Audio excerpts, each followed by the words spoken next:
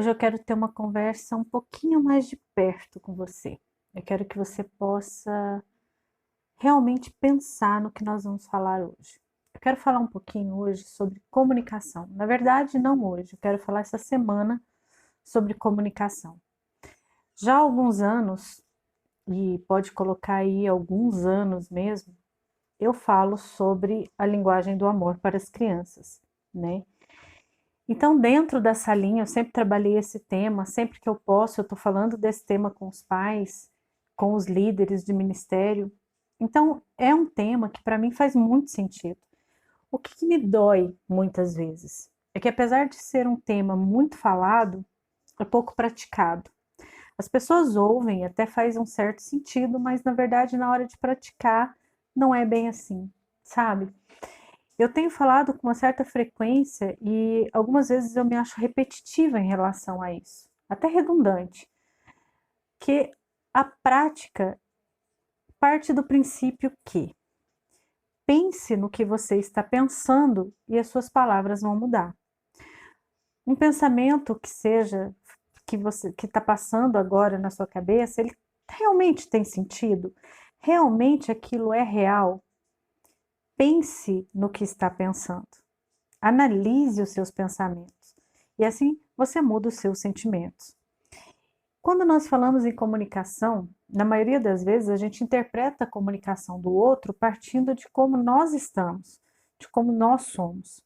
Na maioria das vezes, não todas as vezes. Porque às vezes você está aborrecido com alguma coisa, mas você consegue ter um relacionamento em algum lugar com uma certa discrição e as pessoas nem percebem que você está aborrecido, né?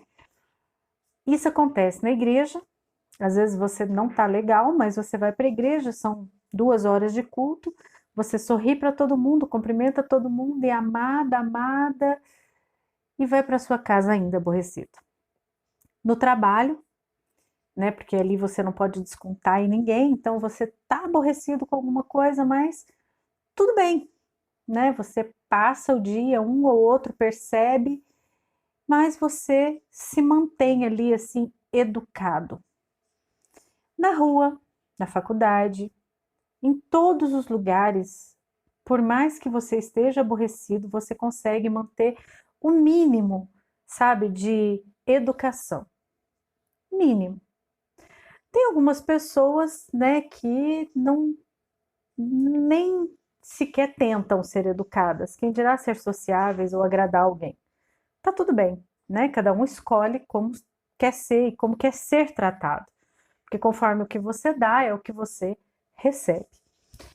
Só que em casa é onde a coisa fica um pouco mais difícil, porque em casa você não tenta ser educado, você não tenta fazer de conta que está bem e você não tenta tratar as pessoas bem.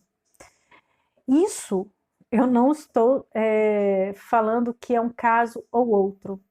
Em casa você tem mais liberdade de ser você.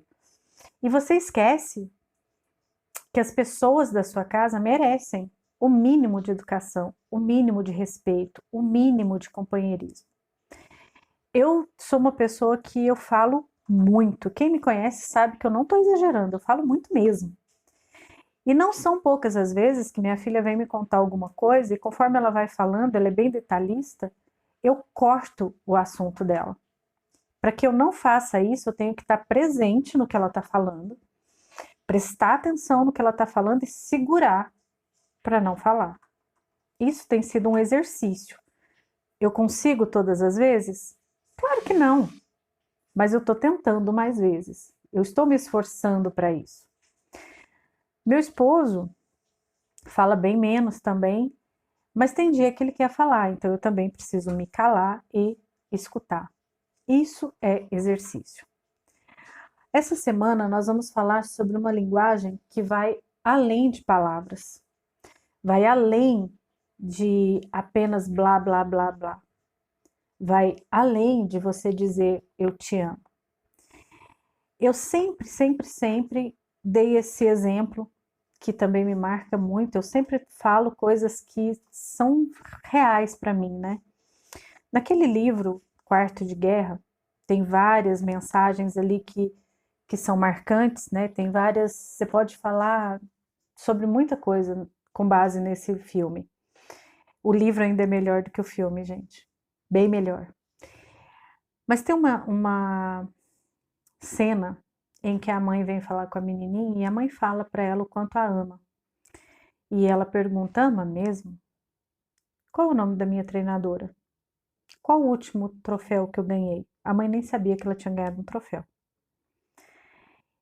E ela foi fazendo perguntas assim que realmente a mãe não sabia que ela estava vivendo aquilo.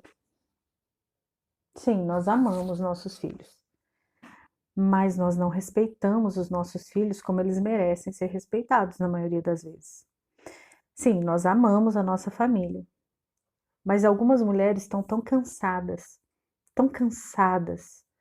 se sentindo sobrecarregadas, que por elas não se sentirem amadas, elas não conseguem realmente amar. Elas conseguem falar que ama, mas o simples fato de parar e ouvir, e aí não é só porque ela fala demais e corta, mas isso realmente já está inexistente. Às vezes por cansaço mesmo, sabe? Por estar sobrecarregada, por estar preocupada. São tantas coisas acontecendo, né, no dia a dia, e não só nessa situação que nós estamos vivendo de pandemia, mas no dia a dia. Porque essas coisas não estão acontecendo agora, é um acúmulo de coisas, circunstâncias. Então, essa semana a gente vai falar sobre comunicação. Nós vamos falar sobre as linguagens do amor, segundo o pastor Gary Chapman. Ele é, assim, um dos autores preferidos, né, para mim, em termos de educação em comunicação e aconselhamento. As 5 linguagens de amor para as crianças é o meu livro de cabeceira, né? Eu busco estudar, busco praticar, busco ensinar aonde eu vou no dia a dia. Mas ele não tem só esse. Tem as 5 linguagens do amor, as 5 linguagens do amor para os homens, as 5 linguagens do amor para as crianças, e esses são os 3 que eu conheço. Pense, quando o primeiro, que é o primeiro exemplar, ele é para o casal, mas o princípio é o mesmo.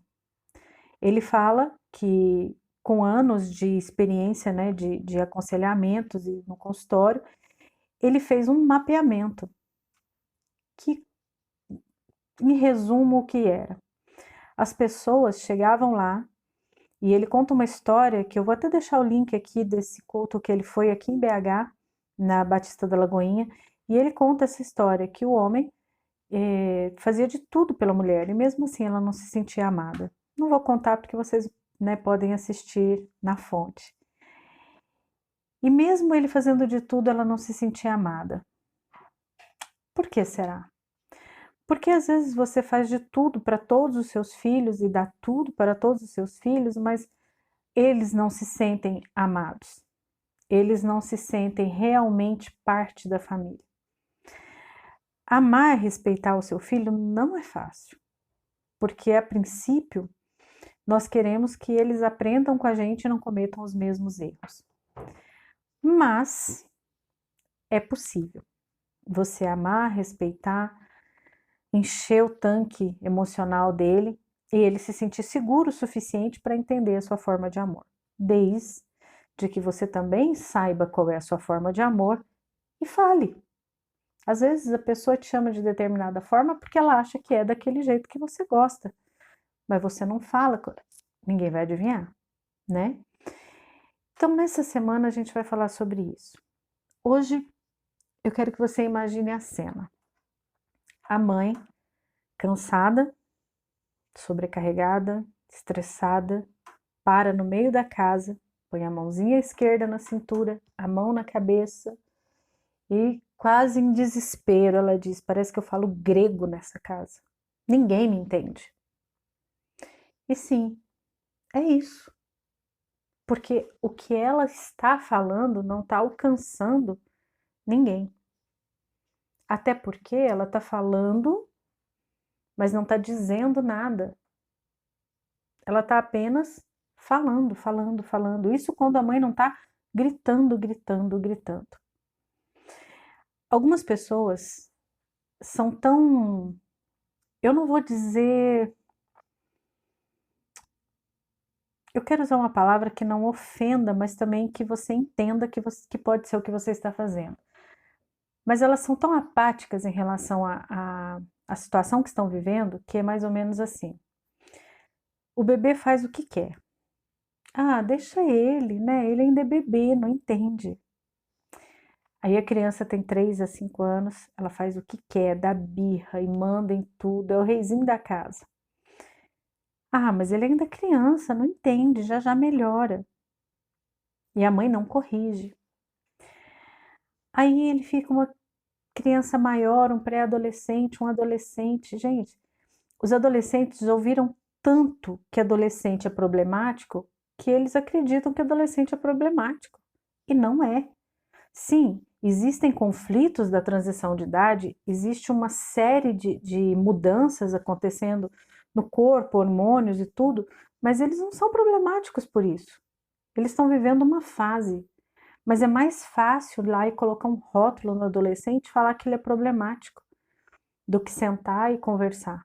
Minha filha, o ano passado, passou, a minha caçula, pré-adolescente, passou por um momento difícil na vida dela. E ela teve oportunidade esse ano de conversar, expor, falar, mas ela entendeu num determinado dia que eu não podia tirar aquilo do coraçãozinho dela. Então eu orei com ela e ela entendeu que tinha segurança em mim e no pai dela. Então, assim que ela melhorou, ela conversou, expôs e buscou melhorar. Então é muito fácil você falar: não, esses adolescentes não tem jeito, é adolescente, vai passar. Aí o adolescente fica jovem. Aí ninguém entende por que ele é um jovem irresponsável, né? Porque afinal de contas ele escutou o tempo todo que ele era um adolescente irresponsável, um jovem irresponsável. Ninguém fala do adulto. Você já pensou nisso? É bebê, criança, pré-adolescente, adolescente e velho.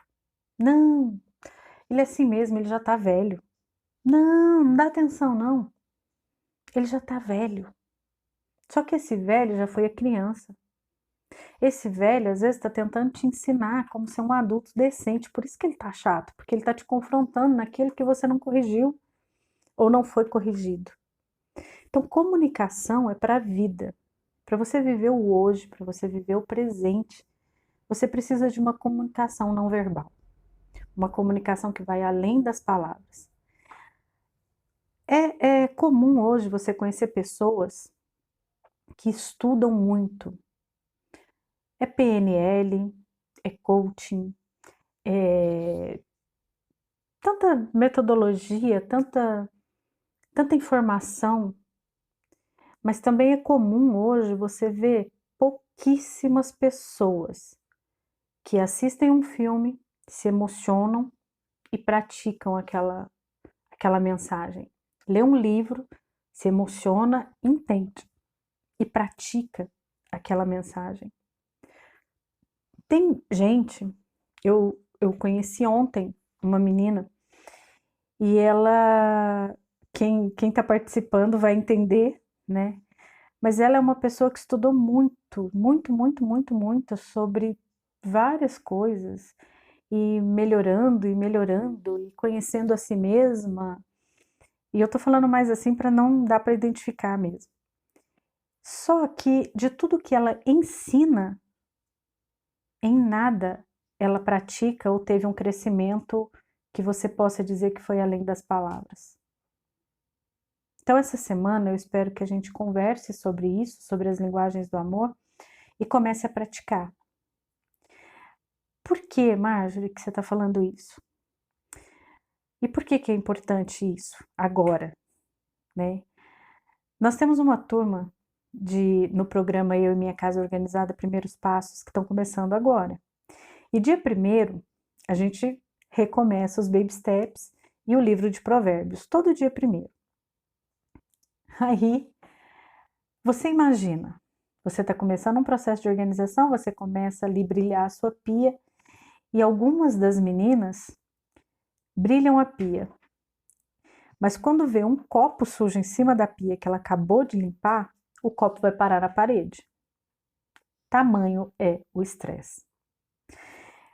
Ela está se esforçando, está ali no programa, está começando a desenvolver, está fazendo, já arrumou armário, já arrumou cozinha, já fez, né, uma semana do processo. E qual foi a queixa? Ninguém me ajuda, ninguém colabora, ninguém faz, ninguém entende o que eu estou fazendo, o que eu estou falando. Então, por isso que surgiu essa pauta para essa semana, nós conversarmos sobre comunicação e sobre as linguagens do amor. Na verdade, nós vamos falar de 2 autores. Gary Chapman vai ser o primeiro e o segundo vai ser Respeito e Amor. Também esse é um livro que tem tanto para casamento como para os filhos, né, para a família. Vale a pena você ler esses 2. Eu vou deixar o link dos 2 aqui na descrição. Eu realmente te aconselho, né, a ter os livros, comprar e praticar o que está escrito ali. O que nós vamos falar aqui é apenas um resumo do que é e de como pode ser aplicado. Mas eu espero que nessa semana você veja a comunicação de uma forma diferente. Não é porque você gosta das coisas de uma determinada forma, entende as coisas de uma determinada forma, que a sua família entende a mesma coisa. Você consegue imaginar que dentro de uma casa, morando de 4 a 6 pessoas ou mais, vocês podem estar cada um falando uma língua e está realmente uma torre de Babel dentro de casa? Todo mundo fala, todo mundo está triste, todo mundo está deprimido, todo mundo está se sentindo magoado. Dentro da igreja, dentro do seu departamento, isso é comum. Todo mundo tem o mesmo propósito, tem uma mesma missão, mas está todo mundo falando e não está tendo um acordo, não está falando a mesma língua. Já pensou nisso? Então, as donas, elas são as mulheres donas da sua casa. As donas têm por obrigação, para que tenha o controle da sua casa, aprender as linguagens do amor e ser poliglota.